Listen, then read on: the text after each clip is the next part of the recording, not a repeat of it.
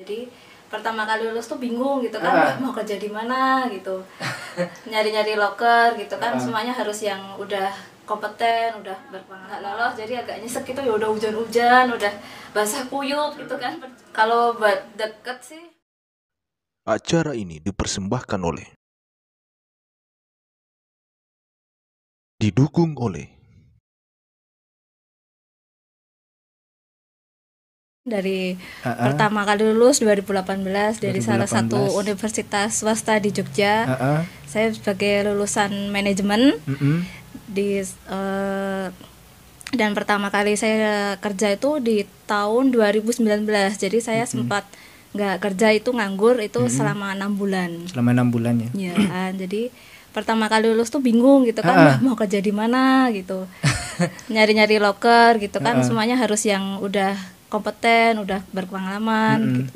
Terus kan sedangkan saya masih fresh graduate kan, masih benar-benar kayak nggak punya pandangan gitu kan, mau kerja di mana, nggak punya keahlian, belum punya pengalaman juga gitu. Akhirnya daftar sana sini gitu kan, nggak lolos gitu karena yang dibutuhkan yang harus yang pengalaman dulu Pengalaman. gitu. Padahal kita ini belum berpengalaman karena baru lulus ya. Iya, baru lulus. Habis itu ya daftar lah gitu sana sini. Dari pertama tuh saya nyari kerja itu pertama kali lulus kan ada PNS ya 2018. Itu tuh baru 5 tahun setelah nggak ada PNS itu. Pertama kalinya ada PNS, saya baru lulus kan ekspektif banget ya. Baru lulus langsung ada PNS kan, harapannya udah banyak kan. Wah, nanti bakalan keterima nih, lolos nih gitu kan. Habis itu ngelamar lah PNS gitu. Udah euforianya udah wah, semuanya udah dicoba gitu kan PNS gitu. Akhirnya aku nganggur kan, saya nganggur gitu kan. Terus nganggurnya itu sambil itu lihat-lihat perkembangan PNS gitu kan, dari Instagram, dari Twitter, dari WA, dari Instagram, Facebook, itu semuanya tak ikutin gitu. Habis itu itu kebetulan belum lolos gitu, passing grade-nya kurang ya, kayaknya ya udah kecewa banget gitu kan.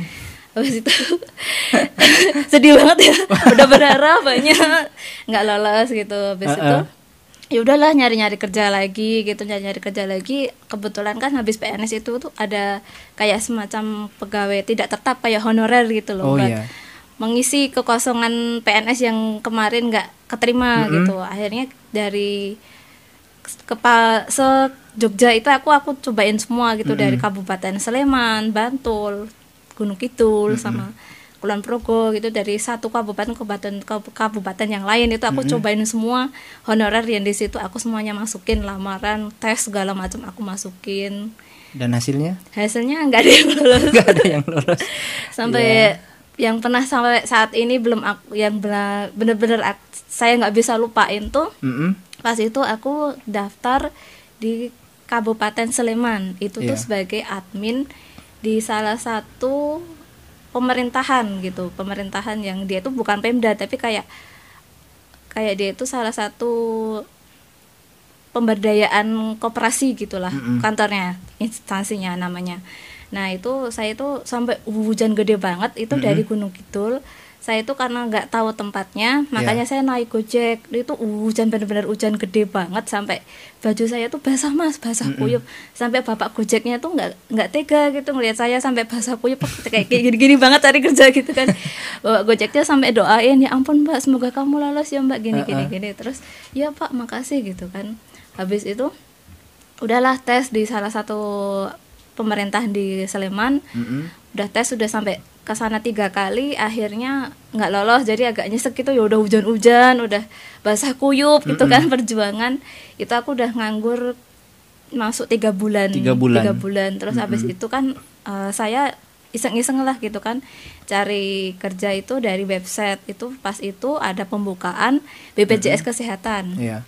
Nah pas itu ada pembukaan BPJS Kesehatan, itu saya daftar iseng-iseng gitu, dapat itu webnya, ngisinya asal-asalan gitu kan. Nah habis itu tuh ada panggilan dari BPJS. Nah terus saya kan nggak tahu kalau itu dari BPJS. Nah hari-hari berikutnya saya konfirmasi ke BPJS, kok saya ditelepon dari pihak BPJS, ternyata saya lolos di tahap pertama dan mau tahap yang medical check up segala macem yang udah tahap kedua gitu. Ternyata saya nggak tahu dan kelewatan, nyeseknya di situ.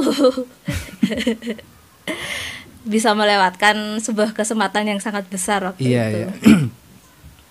Jadi benar-benar penuh perjuangan juga Mbak ya. Iya, penuh perjuangan banget. Kalau misalnya keinget dulu pas nganggur, terus 6 bulan kesana kesini nyari kerja, terus nggak dapet, nggak lolos gitu. Jadi kayak apa ya, tantangan banget gitu kan. Kalau misalnya kok aku nggak lolos sih, kok aku nggak kerja sih, terus lihat storynya teman-teman kok udah pada kerja, udah pada pos dapat gaji, kayak ih ya ampun pengen banget kapan gitu kan. Aku kayak gitu. Akhirnya aku memberanikan diri gitu buat daftar-daftar yang non pemerintahan, karena sebenarnya tuh dari awal lulus kuliah tuh saya pengen banget masuk ke pemerintahan gitu. Dan waktu itu kan saya masih belum mengenal seperti outsourcing, seperti itu masih belum sama sekali mengenal, karena baru-baru lulus kan. Baru-baru lulus. Akhirnya saya gini kayak nyoba-nyoba gitu kan, coba-coba berhadiah gitu. Nyoba di salah satu stasiun di Jogja itu membutuhkan S1, pas itu SPV.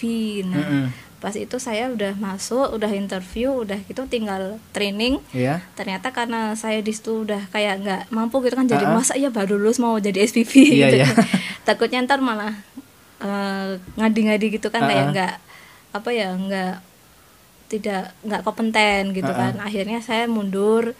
Habis itu mulailah saya itu nyoba-nyoba outsourcing gitu, outsourcing di salah satu di Jogja gitu. Outsourcingnya lumayan besar. Terus habis itu gara-garanya ada teman saya kuliah yang kerja di situ gitu. Terus saya nanya-nanya gimana ini di bagian apa gitu. Terus dia jelasin lah. Terus ada teman saya yang dari SMA itu ngajakin ayo kerja di situ aja daripada kita nggak kerja. Nah, pertama kali kerja itu ya pas itu 2019. Itu Maret 2019, inget banget. Itu pertama kali saya kerja dan dan itu sama sekali aku belum kos lagi, belum punya pegangan sama sekali, belum tahu kerja itu kayak gimana, sama-sama bener-bener nol gitu. Akhirnya di situ ketemulah sama orang-orang baru dari asal usulnya dari seluruh Indonesia, ketemu di situ. Jadi agak kayak itu lah pertama kali kerja, pengalaman pertama terus dapat teman kan, seneng banget kan. Dari kemarin udah hujan-hujanan, basah kuyup, gak dapat kerjaan. Akhirnya dapat kerjaan kan, kayaknya kan seneng banget gitu kan. Seneng banget gitu dapat kerja gitu. Alhamdulillah akhirnya punya gaji, bisa beli apa-apa sendiri gitu. Habis itu dari 2019 itu dapatlah pengalaman baru, teman baru, terus juga ketemu orang baru juga. Terus kan kalau di kerja yang pertama itu kan kita bagiannya dipisah-pisah gitu kan, satu ruangan itu ada bagiannya masing-masing gitu. Megang kayak dulu kan pertama kali kerja kan di collection ya, jadi di collection di penagihan gitu. Jadi penagihannya tuh dibagi gitu. Bagian misalnya daerah Jakarta menurut daerah gitu loh, daerah Sumatera gitu. Nah, pertama kali kerja tuh dapat bagian Bandung. Terus di tempat yang pertama itu ketemu sama teman kuliah dulu, nggak nyangka banget. Jadi kayak ketemu orang baru, terus ya akhirnya kita ngobrol-ngobrol gitu. Lah ketemu lagi gitu kan, lebih asik lagi kerjanya. Habis itu udah dapat 6 bulan di penagihan yang daerah Bandung. Akhirnya di rolling kan, kita setiap 6 bulan sekali di rolling. Jadi kita ketemu lagi orang baru lagi, harus penyesuaian lagi kayak gitu, terus dipindah-pindah terus setiap 6 bulan 3 bulan gitu. Jadi kayak sebuah tantangan gitu kan, harus kenal orangnya lagi, orang baru lagi, harus kenalan sama kayak SPV-nya lagi kan. SPV-nya juga otomatis ganti gitu kan, harus kenalan satu sama lain lagi gitu. Jadi agak susahnya sih di situ gitu. Misalnya tadi Mbak ya, waktu masih zaman-zaman nganggur ini ya, masih dalam proses pencarian pekerjaan ya. Heeh. Nah itu yang menjadi sumber semangat untuk Mbak kira-kira apa ya Mbak ya? Sumber semangat sih orang tua sih, soalnya Orang kan tua. orang tua ya motivasinya udah dikuliahin banyak, duitnya banyak gitu. Masa iya saya sampai nggak kerja, sampai nganggur gitu kan.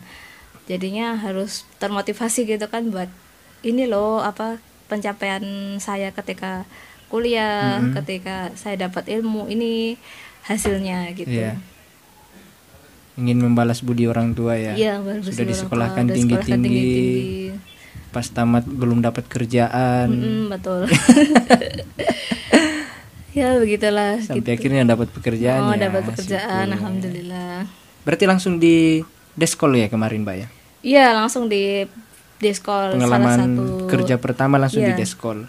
Pertama kalinya di Deskol itu pertama kali banget saya 2019 itu saya kerja. Nah Mbak, suka dukanya kerja di Deskol itu apa Mbak? Suka dukanya banyak sih, soalnya kan dulu nagihnya yang koleksinya kan pertama saya perumahan. Nah, perumahan itu agak susahnya tuh tiap di tanggal tua gitu loh Mas. Tanggal tua tuh pasti susah banget buat dihubungin gitu. Banyak nomor-nomor yang nggak bisa dihubungin gitu. Jadi susahnya di situ. Kalau pas awal bulan banyak yang ini datanya bagus gitu, banyak yang bisa ditelepon, banyak yang Bisa bayar. achieve ya kalau Iya. awal bulan. Iya, awal bulan. Terus habis dari collection yang Deskol yang perumahan itu, saya resign. Aku resign Mbak. Resign ya. Soalnya kan waktu itu kan kayak bosen gitu kan, bosen kayak kerjanya cuma gitu-gitu doang, nelpon tiap pagi gitu kan. Tiap pagi gitu. Ada bosennya, ada capeknya juga, sama kalau orang kerja sama kan, kalau apalagi collection kan stres kan kalau misalnya tagihannya enggak sampai target itu kan kita sering di dari bawah tekanan gitu, sering lembur gitu. Jadi gitu. jadi resign. Itu berapa bulan Mbak? 8 bulan. 8 bulan di Deskol. Iya, di Deskol termasuk 8 lama bulan. ya, 8 bulan. Ya lumayan, sebenarnya saya pengen 1 tahun di situ, tapi ada banyak kendala. 8 bulan nagi-nagi orang ini ya. Nagi-nagi orang kan itu Mbak ya. Iya, nagi-nagi orang. Habis dari situ kan habis resign 2019 bulan November itu kan ada PNS lagi nih, PNS lagi itu heboh itu. Habis itu nyoba ke Jakarta. Adu nasib ke Jakarta, 60.000 orang yang pengen jadi PNS waktu itu.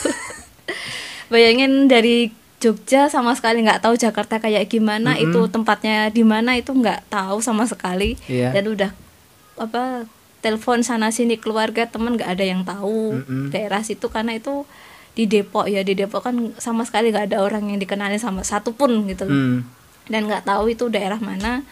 Kita sampai nyari penginapan, cari segala macam lah bekal gitu, karena kita nggak tahu sama sekali daerah itu.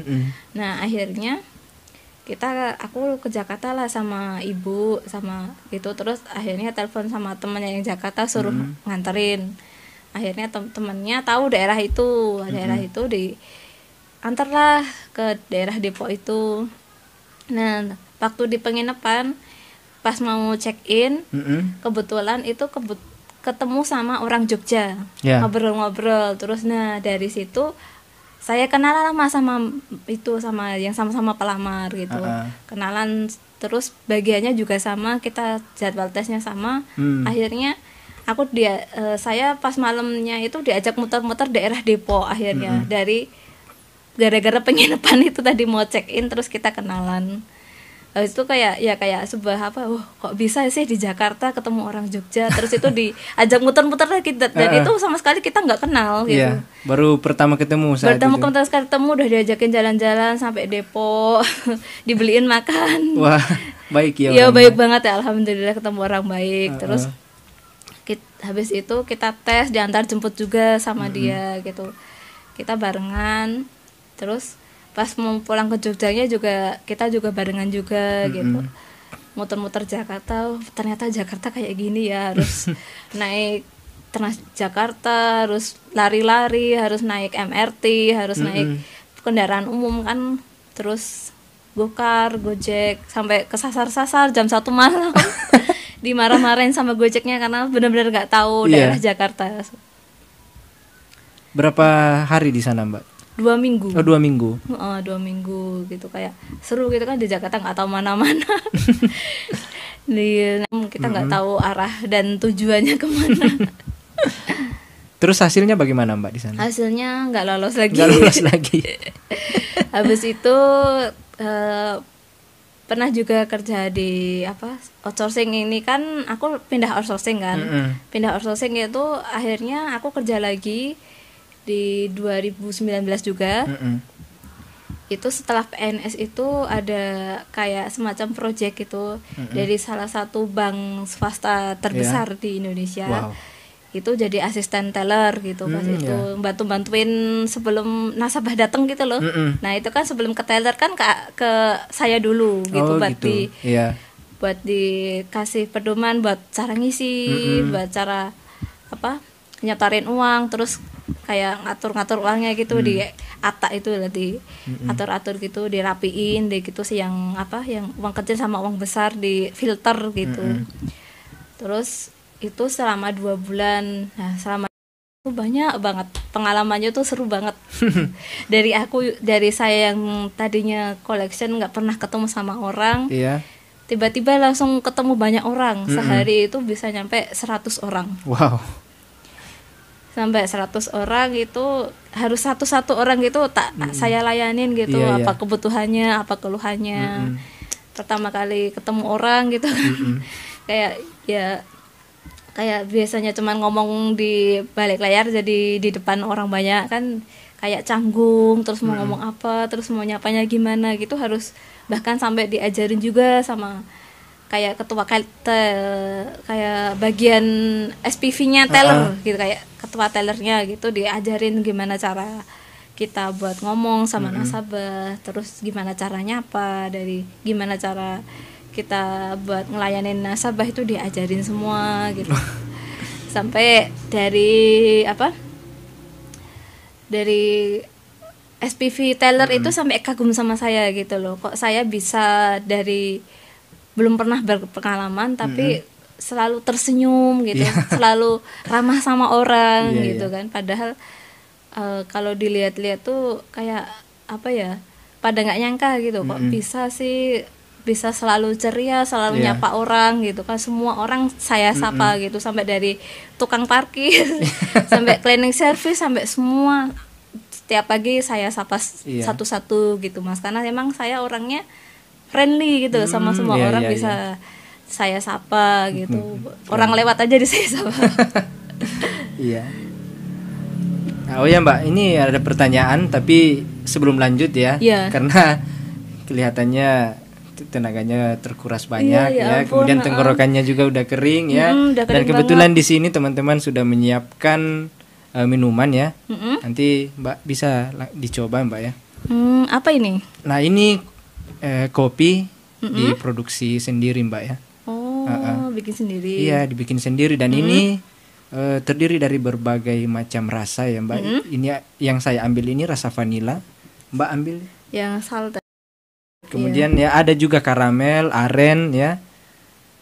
Kalau misalnya teman-teman dan Mbak kalau misalnya tertarik sama produknya, ini bisa langsung dipesan di IG yang ada di sini ya.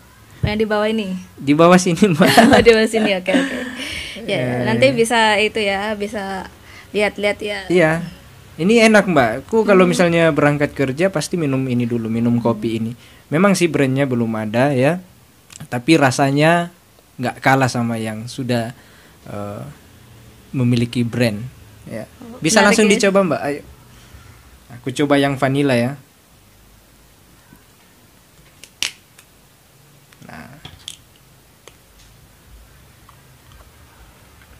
Ayo Mbak, silakan Mbak. Enak banget ya, manis ya. Mantap. Ini bisa buat teman kerja, bisa teman itu ya, buat ngopi-ngopi gitu. Kalau ini yang nggak suka kopi, enak banget nih. Iya, nggak enak ada ini. rasa kopinya sama sekali. Dan ini juga harganya terjangkau Mbak, hanya Rp7.000 saja ya. Jadi benar-benar cocok untuk teman-teman mahasiswa ya, tanpa mengenal usia dan juga jenis kelamin ya karena memang enak ini. Enak banget ya. Ya. Sekali lagi teman-teman, apabila berminat silahkan kunjungi IG-nya di sini. Ya. Jangan lupa ya follow IG-nya. Ya. Oke, kita lanjut ya Mbak ya. Oke, siap-siap. Jadi kan sudah banyak tempat kerja yang dimasukin, otomatis kan ketemu sama orang-orang yang berbeda. Betul. Ya kan, dari satu tempat kerja ke tempat kerja yang lain. Ya, bisa jadi usianya berbeda, ya kan, karakternya. Nah, itu bagaimana cara Mbak Mona untuk menyikapi itu?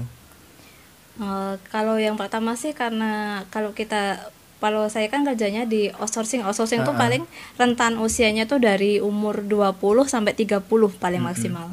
Itu pasti sifatnya beda-beda ya, otomatis yang kalau misalnya kita ketemu yang di bawah 25 itu pasti mereka masih seperti apa ya, kayak masih belum dewasa gitu kan, masih labil lah ya. Masih labil gitu. Jadi biasanya sih saya sering memaklumi aja, dia nggak, misalnya diajakin bercanda masih belum bisa gitu, masih nganggapnya itu serius gitu, paling ya cuman pembahasannya jangan yang itu gitu. Jadi lebih memfilter pembahasan gitu, topiknya gitu.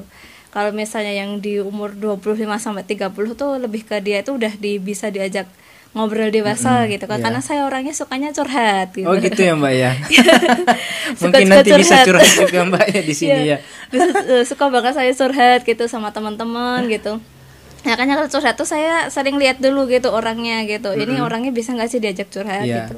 Biasanya tuh dari perkenalan tuh udah tak tanyain dulu gitu, dari dia umurnya, lulusnya tahun berapa, pekerjaannya dulu sebelum di sini di mana dulu gitu. Kalau misalnya baru fresh graduate terus umurnya jauh dari saya, makanya saya sering nggak cerita gitu, lebih ke cerita yang lain gitu. Cerita yang lainnya. Kalau misalnya udah, misalnya dari segi umur sama pengalaman tuh kayak apa ya, misalnya dia seumuran sama saya gitu, terus dulu pernah ketemu di mana gitu, maksudnya satu kampus, apa dulu pernah kerja di mana gitu kan, lebih pembahasannya tuh lebih kayak asik gitu. Asik, jadi kayak sering curhat-curhatnya dulu di mana kerjanya gitu kan, dulu pernah kenal sama si ini enggak, kenal si itu sih enggak gitu. Jadi sering lebih apa ya, membahas yang udah kemarin-kemarin gitu loh, kayak curhat aku dulu pernah ketemu sama si ini gitu. Jadi kayak asik gitu aja kan.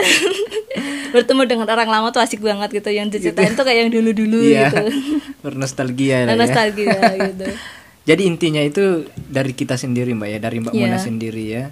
Berarti Mbak Mona lebih pada menyesuaikan aja ya. Iya, betul. Lawan bicaranya siapa, jadi pembahasannya juga seperti apa ya. Iya, gitu, jadi dilihat dulu gitu dari dia kira-kira ditanyain dulu dari awal perkenalan itu bisa topiknya apa sih gitu. Aku juga sering mikir gitu dulu sebelum kenalan sama orang tuh mau ngobrolnya soal apa gitu tuh ditanyain dulu gitu, asal muasalnya gitu. Terus kita seumuran enggak, terus dulu udah pernah kerja enggak gitu. Soalnya kan kalau misalnya kita ketemu sama yang lebih muda atau yang belum pernah kerja itu biasanya pembahasannya beda gitu.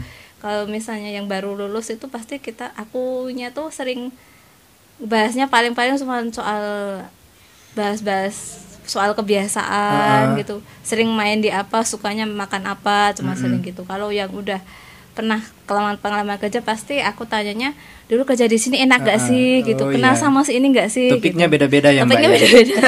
setiap orang usia, setiap orang berbeda topiknya.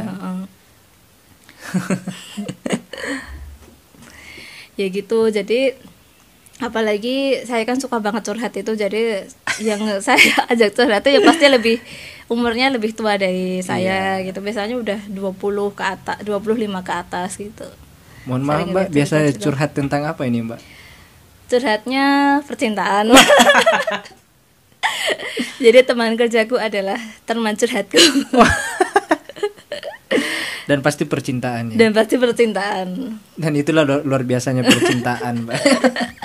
Pokoknya tuh kerja sambil curhat gitu. Jadi 50% kerja, 50%-nya curhat. Oh ya Mbak, dan bicara soal percintaan ya Mbak ya. Aduh, berat. Tadi ada yang sempat DM ya di IG saya, Evangelinus Trimono itu. Aduh, ya. Dia kan kebetulan sudah tahu bahwa tamunya itu Mbak Mona ya. Kebetulan kenal Mbak Mona juga. Nah, di situ ditanyain Mbak. Halo yang DM Evan. Katanya tolong dong Mas, tanyain Mbak Mona sekarang lagi dekat sama siapa gitu. Gitu pertanyaannya Mbak. Bisa dijawab, bisa tidak ya kan. Atau kalau mau curhat ya silahkan bisa curhat juga.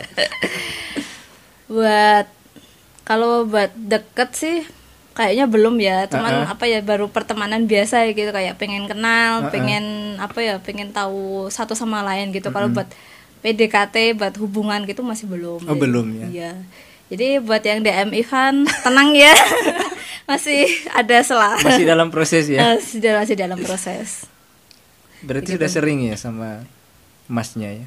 Satu teman kerja atau tempat lain atau gimana? Tempat lain ada.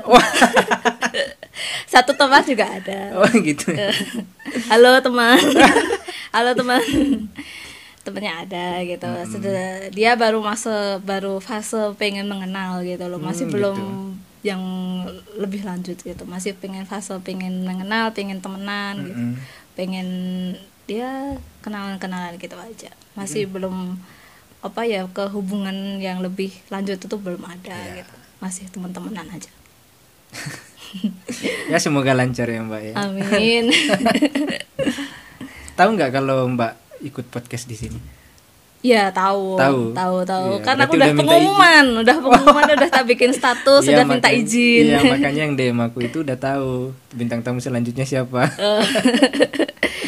Berarti diizinin ya tadi ya. Ya tadi masnya. Udah sama Masnya itu udah gini, Mas gimana? Aku mau podcast soal percintaan gini. Tapi jangan sebut merek gitu. Ya udah. Kenapa nggak sekalian diajak aja Mbak? Oh jangan, heboh nanti. Siapa tahu selanjutnya ikut podcast juga. Oh iya, nanti bisa deh diundang orangnya. Oh iya, nantilah kita undang ya. Biar makin heboh ini. Biar makin panas. Siapa sih orangnya? Pasti yang di rumah juga penasaran. Iya, penasaran kan. Apalagi yang DM aku tadi Mbak. Pasti penasaran. Oh iya Mbak, kita lanjut lagi dalam pekerjaan ini ya. Sekarang kerja di mana Mbak? Sekarang kerjanya jadi salah satu outsourcing yang punya kliennya tuh banyak banget itu, dan salah satu kliennya tuh e-wallet terbesar di Indonesia. Bagiannya sekarang di bagian kontak center. Kontak center ya? Iya. Nah itu kontak center kerjaannya kayak gimana Mbak? Kebetulan yang kontak centernya tuh yang chat gitu. Sebelumnya chat, ya. Sebelumnya kan saya kan di bagian call ya. Sebelumnya kan saya juga jadi call center gitu. Jadi salah satu transportasi terbesar di Indonesia juga. Gitu. Jadi ada tantangannya yang terbesar gitu kan. Soalnya kan dari call jadi ke chat. Itu kan kayak penyesuaiannya banyak banget gitu kan. Dari saya awalnya nagih collection jadi CS penjawab pertanyaan dan harus tahu dan harus bisa gitu. Dan saya sebenarnya orangnya malas baca Mas gitu. Oh, gitu ya, Mbak? Materinya banyak. Lebih senang curhat ya? Lebih senang curhat itu. Kalau di collection kan kita nggak perlu baca materi kan. Tinggal tagih-tagih aja gitu. Kalau di kontak center kan kita harus bisa menguasai materi, harus bisa jawab, harus tepat juga jawabannya gitu. Perbedaan chat sama call itu beda. Kalau call itu kita benar-benar harus bisa jawab pertanyaan sesuai apa yang mau sama customer gitu, sama pelanggan gitu. Kalau yang di chat kan kita masih bisa mikir, masih bisa tanya sama TL, masih bisa tanya sama SPV kalau misalnya tidak bisa jawab gitu. Kalau yang call kan kita harus benar-benar dalam waktu itu harus bisa jawab gitu. Jadi nggak bisa di hold gitu. Misalnya di hold atau ditahan itu kita paling-paling bisa bacanya materi gitu, dari materi web itu soal pertanyaan customer gitu. Dan itu jawabannya nggak boleh kayak kaku atau al gitu. Pasti customer lebih kamu mbaknya nggak bisa jawab gitu. Jadi kita harus tegas dan harus yakin sama jawaban kita, entah itu salah atau benar gitu. Harus pura-pura tahu padahal kita nggak tahu gitu kan. Oh gitu ya. Makanya tuh suara kita di customer tuh harus benar-benar yakin. Jadi dia tuh percaya sama kita gitu. sering diajarin juga sama TL sama trainer gitu buat kita tuh jawab, walaupun kita tuh itu sebenarnya kita nggak tahu jawaban ini salah atau benar atau bisa membantu atau enggak. Yang penting kita yakin dulu ini jawabannya gitu. Kita baca-baca materi terus sambil dengerin, sambil kalau hanya customer tuh apa, sambil menerka-nerka ini sebenarnya apa sih yang dia pengen gitu. Itu yang paling susah Mas, soalnya kan kalau chat kan kita tinggal baca aja gitu kan, tinggal baca oh ini kendalanya ini gitu kan. Terus kalau call center tuh kayak kita dengerin gitu kan, ngomongnya panjang lebar kali tinggi, kayak mikir ini apa ya keluhannya gitu, kayak susah gitu kan, apa ya, sambil ngetik sambil nyari-nyari apa yang dia mau gitu kan. Terus apalagi kalau misalnya dia kayak marah-marah nggak terima, itu juga kayak bingung lah, aduh mau jawab apa, kalau jawab gini ntar salah, jawab gini juga salah gitu. Jadi kita bisa meredam emosi customer, itu yang paling susah. Gimana cara kita buat nadanya biar kalau misalnya dia marah kita nggak ikut marah gitu. Kesulitannya itu gitu ya. Susah banget. Kalau misalnya dari collection kan kita cuman nagih-nagih aja. Kalau misalnya dia marah kita tinggal mohon kerjasamanya ya Bapak ya. Jadi nadanya bisa dinaikin, cuman nggak marah, cuman agak dinaikin aja gitu kan. Kalau di contact center itu nggak boleh. Itu harus nadanya harus benar-benar pelan, harus iya gitu. Jadi kayak mengayomi customer gitu, biar dia nggak marah-marah gitu. Berarti dari yang sering nagih-nagih orang ya, hubung-hubungi orang, akhirnya berubah menjadi dihubungi. Dihubungi melalui call. Dan sering kagok kan kalau misalnya kita dari collection kan cuman halo selamat pagi gitu kan sapaannya. Tapi kalau misalnya kita jadi pihak yang ditelepon, itu kita pasti greetingnya atau pembawaannya pasti selamat pagi dengan saya Mona, ada bisa saya bantu gitu. Tapi kan kalau misalnya itu kan sering kagoknya pasti halo selamat pagi gitu kan nggak boleh. Harus dengan Mona ada yang bisa dibantu kan. Kan sering masih kebawa sama yang dulu collection kan pembawanya halo ini dengan Mas Evan apakah benar gitu kan, begitu konfirmasi.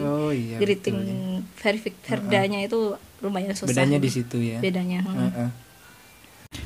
Oh ya Mbak, selanjutnya ini kan Mbak sudah memiliki banyak pengalaman kerja ya, sudah keluar masuk dari pekerjaan satu ke pekerjaan yang lain. Safari ya. Berlibur mencari sebuah perusahaan. Nah ini Mbak, apakah ada pelajaran yang Mbak bisa petik kemudian disampaikan ke kami ya, sehingga menjadi bekal juga buat kami ya? Sebenarnya sih kalau yang bisa kebawa sampai ke dunia aku ya, ke kesehari-harian itu yang pertama ada sabar gitu. Karena kan ngadepin customer kan banyak yang ngeselin kan, banyak yang emosi juga, bikin emosi gitu. Dari dulu pas jadi desk collection itu pertama itu benar-benar menguras emosi dan jiwa dan raga gitu kan. Ngeselin gitu kan orang-orangnya. Terus habis itu kan otomatis kan itu akan berdampak ke aku orangnya, jadi kayak oh ya udah sabar gitu kan. Kalau misalnya ada yang ngeselin kayak ya udah gitu aja kan, lewat aja, kayak lebih sabar aja gitu ngadepin orang gitu.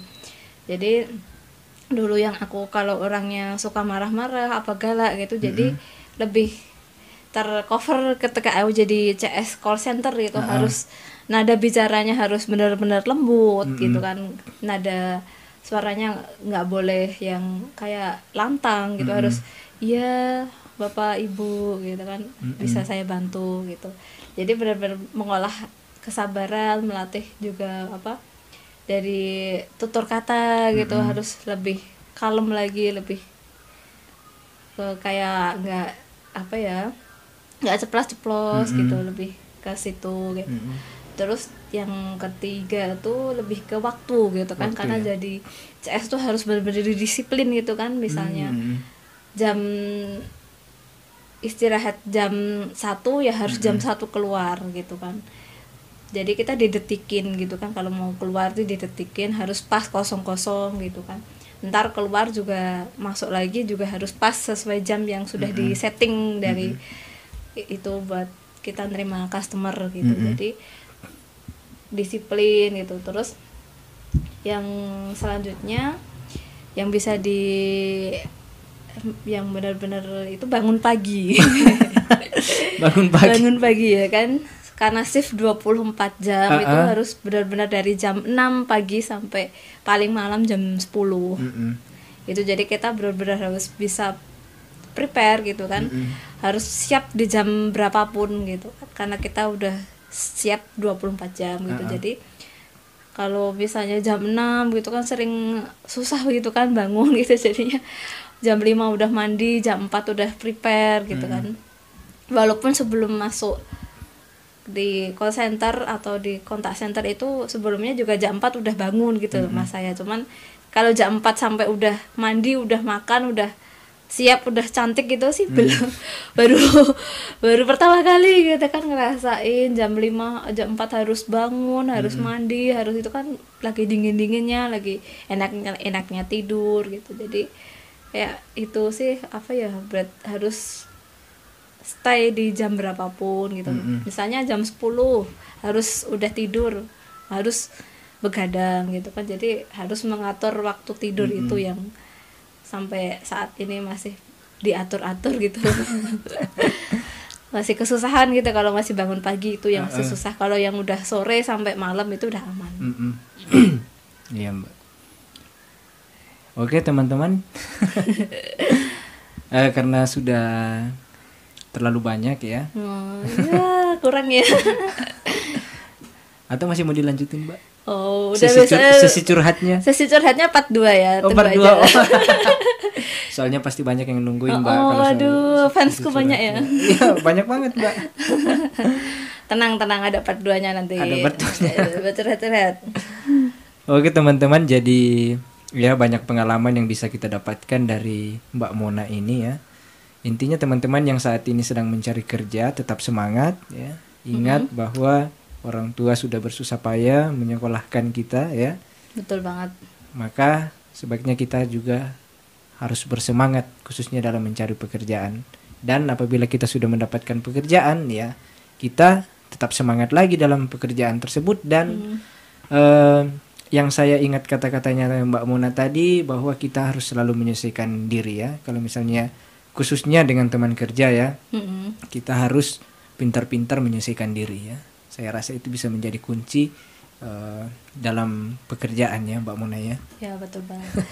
Terus kalau misalnya orang yang udah cari kerja yang sekarang masih susah, karena sekarang kan masih zaman corona ya, jadi kan masih susah banget cari kerja, usaha juga susah, tetap semangat, semoga dapat pekerjaan dan rezekinya juga dilancarkan. Amin.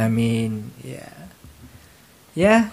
Jadi kami ucapkan terima kasih ya Mbak Mona ya. Ya, sama-sama. Banyak ilmu yang kami dapatkan kali ini ya, di video kali ini. Ya, benar-benar ya tamu perempuan pertama yang luar biasa ya. Benar harus suatu kehormatan. Ya, jadi sekali lagi kami ucapkan terima kasih sudah berkenan hadir di studio kami ini ya, Studio Trimono Podcast ya.